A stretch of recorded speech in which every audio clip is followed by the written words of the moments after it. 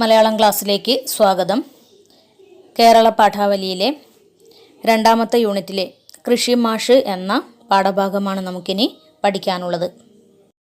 തെത്സുഗോ കുറിയോനഗിയുടെ Totto-chan എന്ന കൃതിയുടെ ഒരു ഭാഗമാണ് കൃഷി മാഷ്.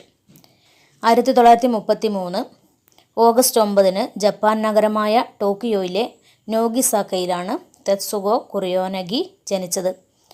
ടോട്ടോചാൻ എന്ന ആത്മകഥ അവരെ പ്രശസ്തിയുടെ നെറുകയിലെത്തിച്ചു. ലോകവ്യാപകമായി വിദ്യാഭ്യാസ വിപ്ലവത്തിന് വഴിതെളിയിച്ച ഗ്രന്ഥമാണ് ടോട്ടോചാൻ. ഒരു ടെലിവിഷൻ അവതാരക കൂടിയാണ് തെത്സുഗോ കുറിയോനഗി. യുനെസ്കോയുടെ ഗുഡ്വിൽ അംബാസഡർ എന്ന പദവി കൂടി ഇവർ വഹിക്കുന്നുണ്ട്. ടോട്ടോചാൻ എന്ന കൃതി വർണ്ണാഭമായ സ്കൂൾ അനുഭവങ്ങളാണ് നമ്മോട് പങ്കുവയ്ക്കുന്നത്. കൊബയാഷി എന്ന സ്കൂൾ അധ്യാപകൻ തൻ്റെ കുട്ടികൾക്ക് പഠനത്തിൻ്റെ ഒരു നവലോകം സൃഷ്ടിക്കുന്നു. പഠനം അനുഭവവേദ്യമായി കുട്ടികളിൽ എങ്ങനെ എത്തിക്കാമെന്ന് കൃഷി മാഷ് എന്ന പാഠഭാഗത്തിലൂടെ അവർ നമുക്ക് കാണിച്ചു തരുന്നു. ഹൃദ്യമായ ഒരു വായനാനുഭവം നൽകുന്ന ഭാഗമാണ് കൃഷി മാഷ്. കൃഷി മാഷ് നല്ലൊരു അധ്യാപകനായിരുന്നോ എന്ന് നമുക്ക് നോക്കണ്ടേ?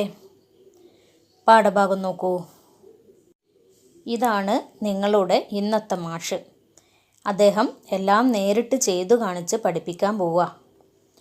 മാസ്റ്റർ പുതിയ അധ്യാപകനെ പരിചയപ്പെടുത്തി. ടോട്ടോചാൻ പുത്തൻ മാഷെ ശ്രദ്ധാപൂർവം നോക്കിക്കണ്ടു. ഒരു അധ്യാപകന് ചേർന്ന മട്ടിലേ അല്ല അദ്ദേഹത്തിൻ്റെ വസ്ത്രധാരണം. ഒറ്റ നോട്ടത്തിൽ തന്നെ അത് വ്യക്തമായിരുന്നു. ബനിയന് മുകളിൽ മുഷിഞ്ഞ മുറിക്കയ്യൻ ഷർട്ട്, ടൈയുടെ സ്ഥാനത്ത് കഴുത്തിലൂടെ ചുറ്റിയിട്ടിരിക്കുന്ന ഒരു തോർത്ത്, കാലിനോട് പറ്റിച്ചേർന്ന നരയൻ നീല ട്രൗസർ അവിടവിടെയായി കീറിയിട്ടുണ്ട്. ഷൂസിന് പകരം അദ്ദേഹം ധരിച്ചിരുന്നത് പണിക്കാരുടേതുപോലെ അടിവശത്ത് റബ്ബർ പതിപ്പിച്ച ഇടുങ്ങിയ നാടൻ കാലുറകളാണ്. തലയിൽ തീർത്തും പഴകിപ്പൊളിഞ്ഞ ഒരു വൈക്കോൽ തൊപ്പിയും. കുട്ടികളെല്ലാം കുഹോൻബസു ക്ഷേത്രത്തിനടുത്തുള്ള കുളക്കരയിൽ കൂട്ടം കൂടി നിൽക്കുകയായിരുന്നു. സ്കൂളിലെ പ്രധാന അധ്യാപകനായ കൊബയാഷി മാസ്റ്റർ പുതിയ അധ്യാപകനെ കുട്ടികൾക്ക് പരിചയപ്പെടുത്തുകയാണ്. മാസ്റ്റർ പറഞ്ഞു, ഇതാണ് നിങ്ങളുടെ പുതിയ മാഷ്. അദ്ദേഹം എല്ലാം നേരിട്ട് കാണിച്ച് നിങ്ങളെ പഠിപ്പിക്കും. ടോട്ടോചാൻ പുത്തൻ മാഷെ ശ്രദ്ധാപൂർവം നോക്കിക്കണ്ടു. ടോട്ടോചാൻ എന്ന കൃതിയിലെ പ്രധാന കഥാപാത്രമാണ് ടോട്ടോചാൻ എന്ന പെൺകുട്ടി. ടോട്ടോചാൻ എന്ന പെൺകുട്ടി പുത്തൻ മാഷെ, പുതിയ മാഷെ ശ്രദ്ധാപൂർവം നോക്കിക്കണ്ടു. ഒരു അധ്യാപകന് ചേർന്ന മട്ടിലേ അല്ല അദ്ദേഹത്തിൻ്റെ വസ്ത്രധാരണം. വസ്ത്രധാരണം എന്ന് പറഞ്ഞാൽ വസ്ത്രം ധരിച്ചിരിക്കുന്നത് അല്ലേ? ഇദ്ദേഹം ബനിയന് മുകളിൽ മുഷിഞ്ഞ ഒരു മുറിക്കയ്യൻ ഷർട്ട് ഇട്ടിട്ടുണ്ട്. ടൈയുടെ സ്ഥാനത്ത് കഴുത്തിലൂടെ ഒരു തോർത്ത് ചുറ്റിയിരിക്കുന്നു. കാലിനോട് പറ്റിച്ചേർന്ന ഒരു നരച്ച നീല ട്രൗസറാണ് ധരിച്ചിട്ടുള്ളത്. ട്രൗസർ അവിടെയായിട്ട് കീറിയിട്ടുണ്ട്. അധ്യാപകർ സാധാരണ ഷൂ ആണ് ധരിക്കാറുള്ളത്. പക്ഷേ ഇദ്ദേഹം ഷൂസിന് പകരം ധരിച്ചിരിക്കുന്നത് പണിക്കാരുടേതുപോലെ അടിവശത്ത് റബ്ബർ പതിപ്പിച്ച ഇടുങ്ങിയ നാടൻ കാലുറകളാണ്. പാടത്ത് പണിയെടുക്കുമ്പോൾ ധരിക്കുന്ന കാലുറകളാണ് അദ്ദേഹം ധരിച്ചിട്ടുള്ളത്. തലയിലാണെങ്കിൽ ഒരു പൊളിഞ്ഞ വൈക്കോൽ തൊപ്പിയും ധരിച്ചിട്ടുണ്ട്. കുട്ടികളെല്ലാം കുഹോൻബസു ക്ഷേത്രത്തിനടുത്തുള്ള കുളക്കരയിൽ കൂട്ടം കൂടി നിൽക്കുകയായിരുന്നു. ഈ മാഷെ മുമ്പ് കണ്ടിട്ടുണ്ടല്ലോ. ഒന്നുകൂടി ശ്രദ്ധിച്ചു നോക്കിയപ്പോൾ കൊച്ചു ടോട്ടോയ്ക്ക് സംശയമായി. പക്ഷേ എവിടെ വെച്ച്? അവൾ അത്ഭുതപ്പെട്ടു. വെയിലേറ്റ് കരിവാളിച്ച് ചുളിവുകൾ വീണ മുഖം, അരയിൽ ബെൽറ്റ് പോലെ മുറുക്കി കെട്ടിയിരിക്കുന്ന ചരടും അതിൽ ഞാന്നു കിടക്കുന്ന നീളൻ പുകക്കുഴലും എല്ലാം മുമ്പെവിടെയോ കണ്ടിട്ടുള്ളതുപോലെ. പൊടുന്നനെ അവൾക്ക് ഓർമ്മ വന്നു. നേർച്ചാലിനടുത്ത പാടത്തിൽ കൃഷിപ്പണി ചെയ്യണ ആളല്ലേ? ഉത്സാഹപൂർവ്വം അവൾ ചോദിച്ചു. കൊച്ചു ടോട്ടോയ്ക്ക് ഒരു സംശയം. ഈ മാഷെ മുമ്പെവിടെയോ കണ്ടിട്ടുണ്ട്. അതെവിടെ വെച്ചാണെന്ന് അവൾ ഓർത്തു നോക്കി. അവൾ അത്ഭുതപ്പെട്ടു. കാരണം വെയിലേറ്റ് കരിവാളിച്ച് ചുളിവുകൾ വീണ മുഖം, അരയിൽ ബെൽറ്റ് പോലെ മുറുക്കി ഒരു ചരട് കെട്ടിയിട്ടുണ്ട്. അതിലൊരു നീളൻ പുകക്കുഴൽ ഞാന്ന് കിടക്കുന്നുണ്ട്. ഇതൊക്കെ എവിടെയോ കണ്ടിട്ടുള്ളതുപോലെ അവൾക്ക് തോന്നി. പൊടുന്നനെ ടോട്ടോച്ചാന് ഓർമ്മ വന്നു. ഇദ്ദേഹം നീർച്ചാലിനടുത്തുള്ള പാടത്തിൽ കൃഷിപ്പണി ചെയ്യുന്ന ആളല്ലേ? അവൾ ഉത്സാഹപൂർവ്വം അദ്ദേഹത്തോട് ചോദിച്ചു. ഉവ്വ് മുഖം ചുളിച്ച് പല്ല് പുറത്തു കാട്ടി ചിരിച്ചുകൊണ്ട് അധ്യാപകൻ പറഞ്ഞു. കുഹോൻ ബൾസുവിലേക്ക് നടക്കാനിറങ്ങുമ്പോഴൊക്കെ നിങ്ങൾ അതുവഴിയാ പോവാറില്ലേ? നിറയെ കടുകിൻ പൂക്കളുള്ള പാടല്ലേ? അതെൻ്റെ പാടാ. ടോട്ടോച്ചാൻ നീർച്ചാലിനടുത്തുള്ള പാടത്തിൽ കൃഷിപ്പണി ചെയ്യുന്ന ആളല്ലേ എന്ന് അധ്യാപകനോട് ചോദിച്ചപ്പോൾ അദ്ദേഹം എന്തു പറഞ്ഞു? ഉവ്വ് ശരി തന്നെ. മുഖമൊന്ന് ചുളിച്ച് പല്ല് പുറത്ത് കാട്ടി ചിരിച്ചുകൊണ്ട് അദ്ദേഹം പറഞ്ഞു.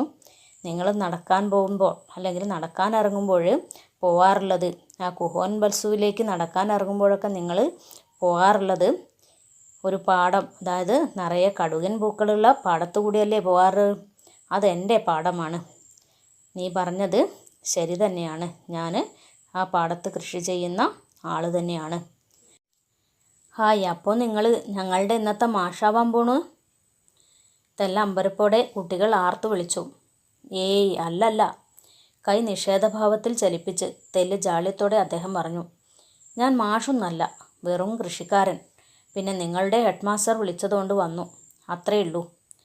അല്ലല്ല, ഇദ്ദേഹമാണ് നിങ്ങളുടെ കൃഷി അധ്യാപകൻ, തൊട്ടടുത്ത് തന്നെ ഉണ്ടായിരുന്ന മാസ്റ്റർ പറഞ്ഞു.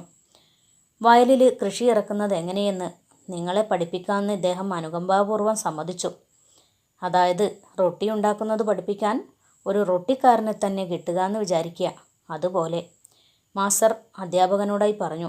നമുക്ക് തുടങ്ങാം. എന്താണ് ചെയ്യേണ്ടതെന്ന് കുട്ടികൾക്ക് പറഞ്ഞു കൊടുത്തോളൂ. കുട്ടികൾ ആർത്ത് വിളിച്ചുകൊണ്ട് പറഞ്ഞു. അപ്പം നിങ്ങളാണ് ഇന്നത്തെ ഞങ്ങളുടെ മാഷാവാൻ പോണത് അല്ലേ എന്ന്. അപ്പം അദ്ദേഹം പറയാണ്, ഏയ് അല്ലല്ല എന്ന് പറഞ്ഞ് നിഷേധഭാവത്തിൽ, അതായത് താൻ അല്ലെന്ന് പറഞ്ഞിട്ട് അദ്ദേഹം ഒരു ജാള്യത്തോടു കൂടി പറഞ്ഞു. ഞാൻ മാഷൊന്നല്ല. ആരാണ്? ഞാൻ വെറുമൊരു കൃഷിക്കാരനാണ്. നിങ്ങളുടെ ഹെഡ് മാസ്റ്റർ വിളിച്ചതുകൊണ്ട് ഞാനിതുവരെ വന്നേ ഉള്ളൂ. അപ്പോൾ ഹെഡ് മാസ്റ്റർ പറഞ്ഞു, അല്ലല്ല, ഇദ്ദേഹമാണ് നിങ്ങളുടെ കൃഷി അധ്യാപകൻ. തൊട്ടടുത്ത് തന്നെ ഉണ്ടായിരുന്ന മാസ്റ്റർ പറഞ്ഞു, വയലിൽ എങ്ങനെയാണ് കൃഷി ചെയ്യുന്നത് എന്ന് നിങ്ങളെ പഠിപ്പിക്കാനാണ് ഇദ്ദേഹം വന്നത്. എങ്ങനെ കൃഷി ചെയ്യണമെന്ന് നിങ്ങളെ പഠിപ്പിക്കാമെന്ന് ഇദ്ദേഹം അനുകമ്പാപൂർവ്വം സമ്മതിച്ചു. അനുകമ്പാപൂർവ്വം എന്ന് പറഞ്ഞാൽ ദയയോടുകൂടി അല്ലേ? അതായത് റൊട്ടി ഉണ്ടാക്കുന്നത് പഠിപ്പിക്കാനും ഒരു റൊട്ടിക്കാരനെ തന്നെ കിട്ടുക എന്ന് വിചാരിക്കുക. അതുപോലെയാണ് ഇപ്പോൾ നമുക്ക് ഈ മാസ്റ്ററെ കിട്ടിയിരിക്കുന്നത്. കാരണം നമുക്ക് കൃഷിയെക്കുറിച്ച് അറിയണം അല്ലേ? കൃഷി ചെയ്യുന്നത് എങ്ങനെയെന്ന് പഠിക്കണം. അതുകൊണ്ട് അതറിയുന്ന ആളെ തന്നെ അധ്യാപകനായിട്ട് കൊണ്ടുവന്നതാണ് ആര്? Head master. അധ്യാപകനോടായിട്ട് അദ്ദേഹം പറഞ്ഞു, നമുക്ക് തുടങ്ങാം. എന്താണ് ചെയ്യേണ്ടതെന്ന് കുട്ടികൾക്ക് പറഞ്ഞു കൊടുത്തോളൂ. ഏത് കാര്യങ്ങളെക്കുറിച്ചുള്ള അറിവായാലും അത് അനുഭവങ്ങളിലൂടെ ആർജിക്കണം എന്ന നിലപാടാണ് ഇവിടെ ഹെഡ് മാസ്റ്റർ സ്വീകരിച്ചിരിക്കുന്നത്. അതുകൊണ്ട് തന്നെ കുട്ടികൾ കൃഷിയെക്കുറിച്ച് അറിഞ്ഞു പഠിക്കാൻ വേണ്ടി അദ്ദേഹം നല്ലൊരു അധ്യാപകനെ, അതായത് കൃഷിയെക്കുറിച്ചറിയുന്ന, കൃഷി ചെയ്യുന്ന ഒരു അധ്യാപകനെ തന്നെ കുട്ടികൾക്ക് പഠിക്കാനായിട്ട് കൊണ്ടുവരുന്നു. അധ്യാപകൻ എങ്ങനെയൊക്കെ കുട്ടികൾക്ക് അറിവ് പകർന്നു കൊടുത്തു എന്ന് നമുക്ക് അടുത്ത ക്ലാസ്സിൽ പഠിക്കാം.